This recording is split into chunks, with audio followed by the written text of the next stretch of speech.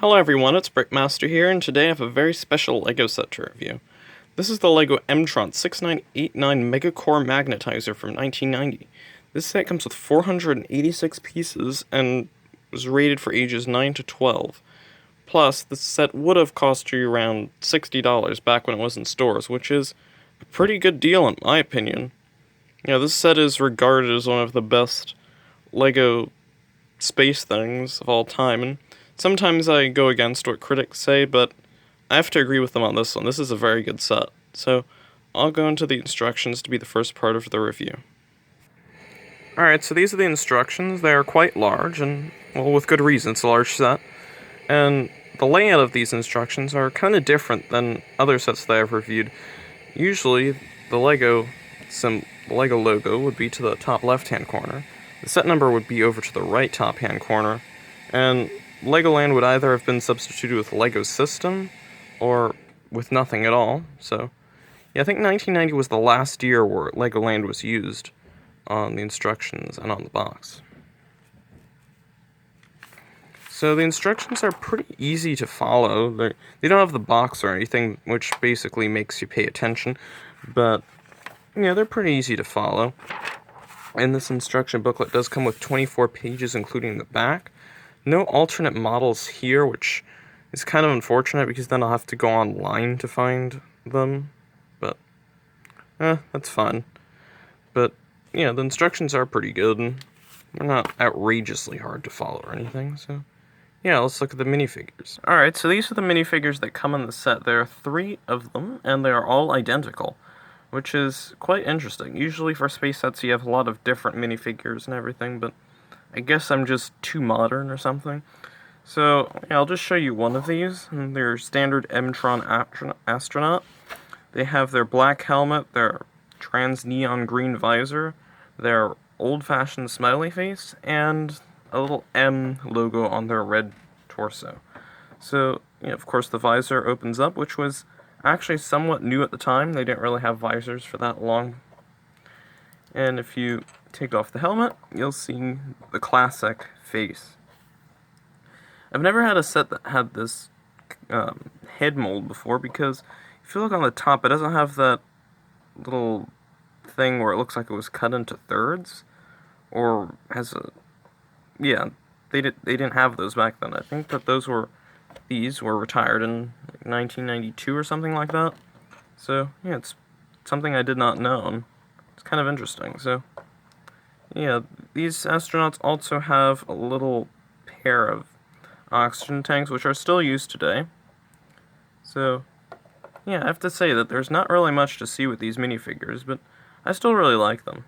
Well, I might have said that there's not much to see when it comes to the minifigures, but there certainly is a lot to see when it comes to this set.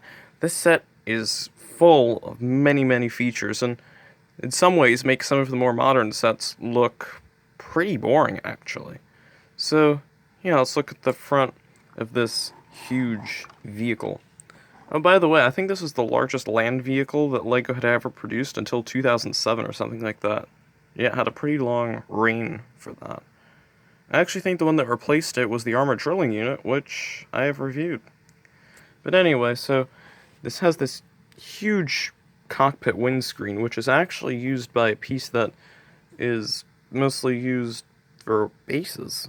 I didn't realize that until I really looked close at it. And it's held by this pivot joint, which turns it at an angle so it can be used as a cockpit. Pretty clever idea. So you can access the cockpit by lifting this dome up and pulling this back. And inside, you'll see that there are 3 little cockpits. And I do have to say that I'm so proud of LEGO, because they gave each and every astronaut some controls, which I can say, LEGO doesn't even do that always today. So, yeah, if you could do it back then, you can do it now.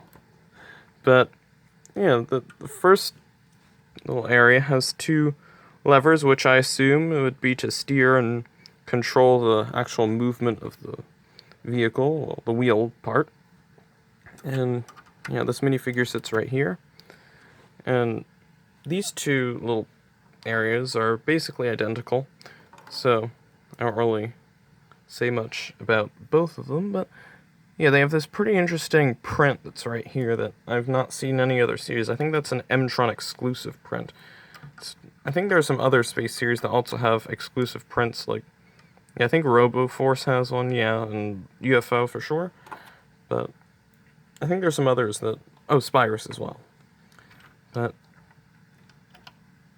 yeah, you can get these two minifigures in there. It's pretty nice seats, and they're easy to get in. And there's also two walkie-talkies back there, so if you want to maintain contact, you can definitely do that with this. So, yeah, to close this up and move this down. This dome piece is also used as a steering mechanism, which, if you turn it like that and turn it like that, you can basically steer this vehicle, which I think is such a great thing. And yes, it's one of the key features of the set, which makes it very playable, if that's even a word. So, yeah, it's a pretty nice area of the vehicle, but all the action is at the back. I came to show you this set on the side because at the back is where all the magnetism stuff is. So this crane right here has a magnet at the end, and it'll pick up various types of cargo and even some vehicles, which is kind of interesting. And there's this huge piece that has a bunch of almost teeth at the bottom, and it'll runs along this gear, which is connected to a knob, and it'll go ahead and pick up these things. So I'll go ahead and show you that. So if you send it forward, it'll pick up one of these bins, which you can then put down by using the hinge, which is a very large piece. It actually goes from here and up there, so it's almost like a scissor thing in a way.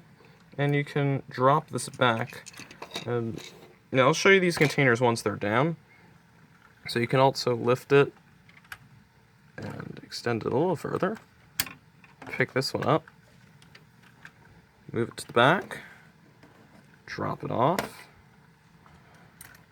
and then that's it for those containers, but there's still 3 things that you can also pick up. You can move this back, and you can pick up this little box, move this forward, of course, again, and turn it back. So that's it. There's only one box like that, but you still have 2 little rovers to pick up. And you turn this back, pick that up, and then you drop that little vehicle off. Website. That sometimes does break, unfortunately, because it's only attached by 4 studs. And for some reason it doesn't stick as well. But that's fine. It doesn't really bug you too much, because usually you'd be using 2 hands for this thing instead of just one. Here on the other side, there is one more little rover to pick up, and yeah, of course you drop that at the back, and yeah, so these are all the little things that you can grab by using this crane. Oh, I'd like to mention first that there's this radar dish which has a pretty nice print. I'm pretty sure it's exclusive. Yeah, it's a nice thing, and it can be positioned like that, and you can turn it around. As the one last thing you can take out of this vehicle, you can move these 2 things up, move these 2 rockets out of the way, and oops, that's not far enough. And inside there is a little speeder, little craft, which is very nice. I'm not really including that with the other ones because it's kind of inconvenient to pick it up with a magnet like that, but of course, since it does have a magnet, and that has a magnet, you can't pick it up.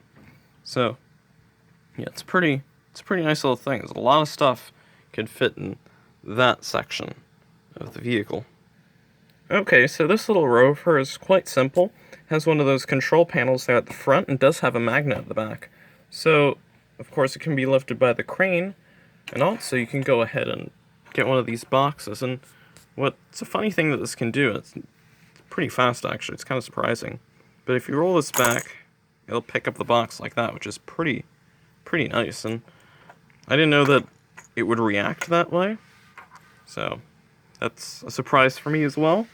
This rover can also seat 1 minifigure on it, where he can sit pretty comfortably. You can also pick up this little box as well, and he can drive around with it. Yeah, pretty nice.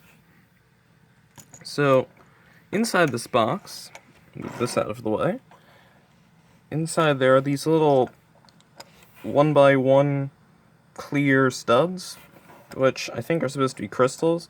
They didn't make any molds for crystals yet, so these had to do for that, and I still think that works out. There's a pretty interesting print on there. Yeah, I'm happy this is focusing. Yeah, it's interesting. So, of course, there's another Rover. I don't really need to show you that again, but here I'll actually show you the vehicle in more detail. It's a little ship. There's a control panel again. There's a magnet at the back, which can also pick up one of these little boxes, and of course can also be attached to the crane, which is probably not the best thing because you can't really put this vehicle back in its compartment, the crane. So yeah, it's a pretty simple yet nice vehicle. And here are the two containers, which have a lot of detail. Well, this one does, this one not as much. So they have these pretty nice prints on them, and when you see these prints you can lift these up on either side.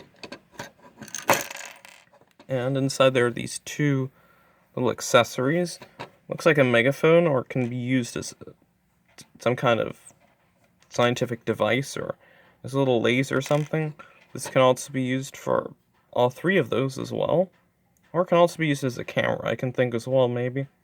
But yeah, these are the two things that go inside of this little chest.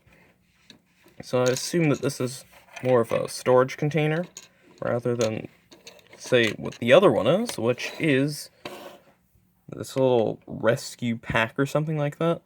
If you move these to either side, you can see that there are these little hoses, which are maybe to put out a fire or something like that, if a spaceship gets caught on fire or something.